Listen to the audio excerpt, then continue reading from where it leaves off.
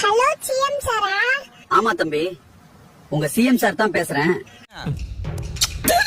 அண்ணே, எப்படிண்ணே இருக்கீங்க? ஆளையே பார்க்க முடியறது இல்ல. அத வேற ஞாபகப்படுத்திட்டீங்க. நெஞ்சமெல்லாம் பொண்ணா இருக்கு தம்பி.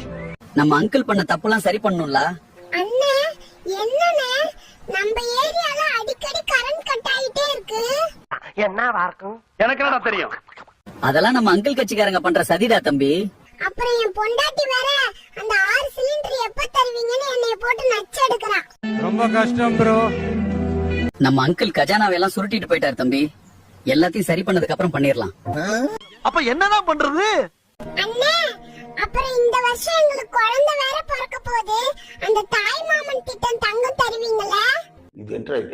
ஏய் தம்பி, எல்லாம் ஒரு அளவுதான். ஒழுங்கா படிச்சு வேலைக்கு போங்கடா.